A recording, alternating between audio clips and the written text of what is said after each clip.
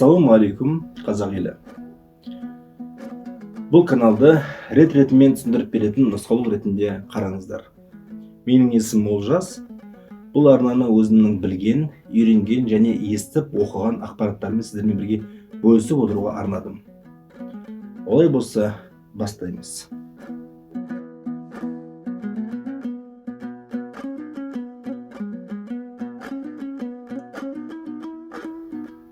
Брокерді таңдау.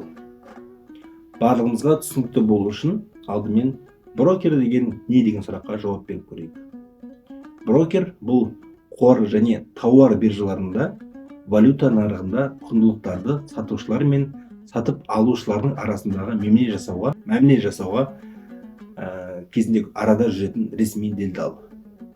Қарапайым тілмен айтқанда бұл былай болады. Мысалға, құнды қағаздар, яғни акциялар, облигациялар қор нарығында тұрады, сол жерде болады. Қор нарығын біз базар деп қарастырайық.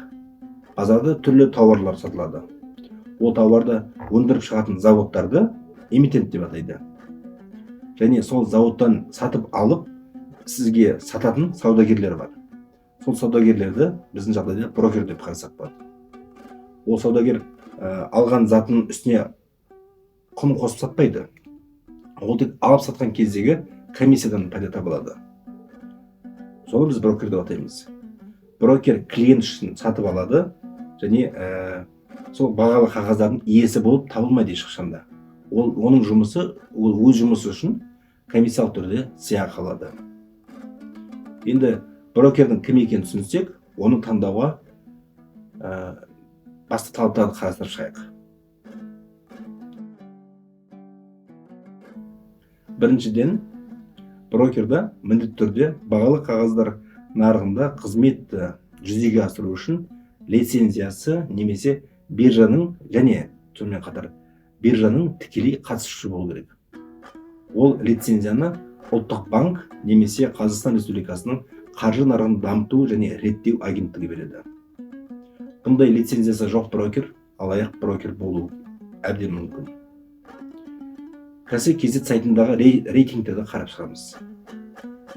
Сайтқа кіріп, қор нарығында жұмыс жасайтын барлық брокерлардың тізімін қарап, әрқайсысын басып қарауға болады. Ол үшін KZ сайтына кіреміз. Сайттың сол жақ шетінде орналасқан 3 сызықшаны басып, өнімдер мен қызметтер бөлігіне өтеміз. Сол жерде KZ мүшелерінің тізімі орналасқан. Ол жерде белсенділік рэнкингін басамыз да, тізімнің басында тұрған компаниялардың әрқайсысын басып, сонымен қатар номинациялардың дипломанттары дегенде бетке өтіп көрсек болады. Құнды қағаздарды сатып алу үшін ол кезде алатын комиссиялар бар, бағана айтып кеткен. Сол комиссияны да салыстыру керек. Ол үшін жиі қолданылатын қазақстандық 5 брокердің комиссиясын салыстырып көрдім. Есіңізде болсын, кестеде көрсетілген комиссиялар осы видео жасалған кездегі актуальны болады. Себебі уақыт өте олар өзгеруі мүмкін. KZ мүшелерінің белсенділік рейтингіне Қазақстанның қор биржасының акционерлік қоғамының мүшелерінің белсенділік көрсеткіштерін есептеу әдістемесі деп аталатын KZ-ның ішкі құжатына сәйкес құрастырылған. Сол рейтинг бойынша Freedom Finance, Халық банк, Русан Инвест, Халық Финанс, BCC Инвест және Қазпошта брокерлерінің комиссиясын қарап көрдім. Дербес шотты ашу және жабу барлық брокерде бізде тегін. Нақтылы ұстау, яғни сауда жасамай ұзақ уақыт бойы өз активтерінде брокерда есепке алатын болсаңыз, Freedom Finance пен BCC Инвестта ақша ұсталады. Қалғандарында ол үшін ақша ұсталмайды. Ішкі нарықта, яғни KZ мен AX-та сатып алатын болсаңыз, ол операциялар үшін ең төменгі комиссиялары бар. Брокер Халық банк және Русан Инвест.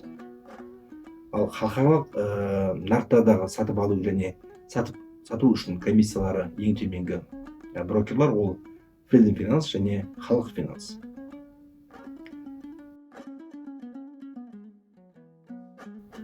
Мобильді қосымшасын салыстыру керек.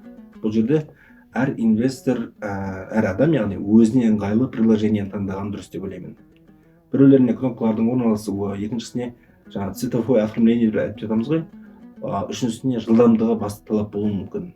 Сол үшін өздеріңіз әрқайсысының мобильный приложениесін көшіріп, тіркеліп, брокерлік счетты ашып, ол тегін демо режимде сауда жасап көрсеңіз болады, ол да тегін.